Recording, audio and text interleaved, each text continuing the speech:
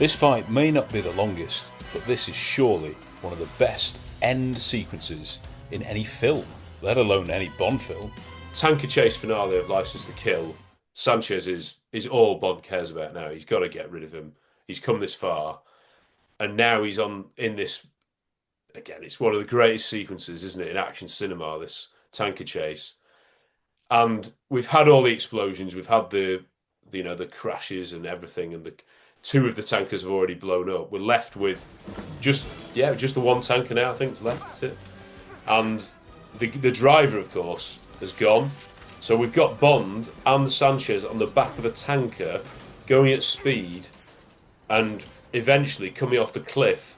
Yeah. In that moment, that's when we have a mini, but it's real. Sanchez thought this guy was a friend until about half an hour before this in movie time. I don't know how long. Neither of them are going to stop until one of them's dead, basically, or both of them. Which there was a very good chance that both of them could die. And it's just, we don't get loads of stuff. We get Timothy doing some incredible kicks. One in particular, swinging kick is absolutely gorgeous. But Sanchez with the machete that feels so real and so so dangerous. It's just brilliant. I love what you said. The idea that they've been, well, in Sanchez's eyes, becoming buddies up until recently, and yet there's no time for Sanchez with any lines like "I thought you were my man," or there's nothing like you were supposed to be the chosen one. I thought that creep loved me. Yeah. There's nothing. There's just rage and anger. And there's nothing that says rage and anger better than a machete. Like, what a weapon to have, and so practical as well, because obviously he's chopping the brake fluid with it, and I think it works so well in terms of a weapon that's gonna just Sanchez is using to tear this whole thing down.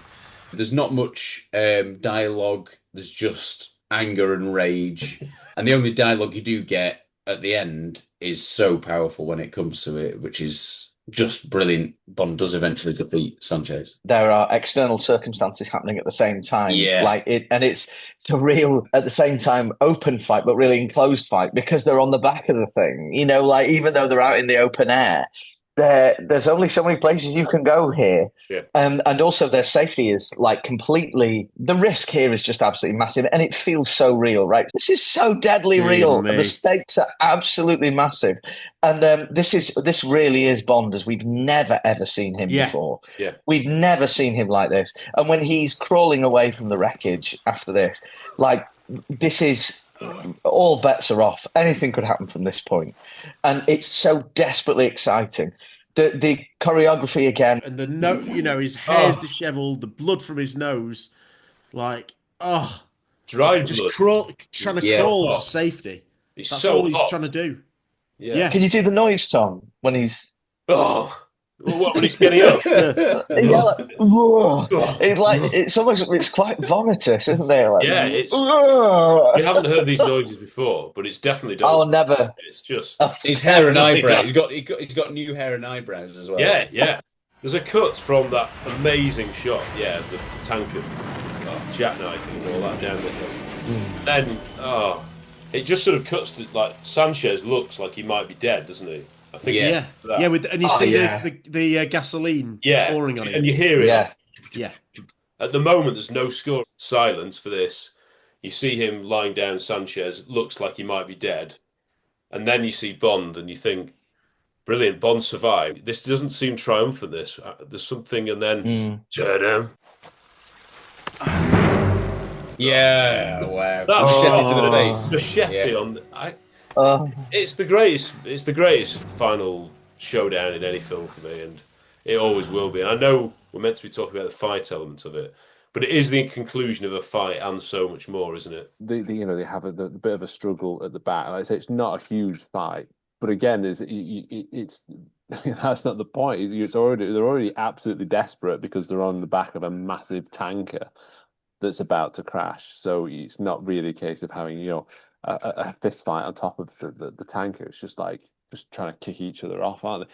And I think that when it does collapse, when it does come off the road, it is that it's quite an interesting way because it feels slightly anticlimactic. That it is like, oh, it doesn't end. You're almost expecting that's when the explosion will happen.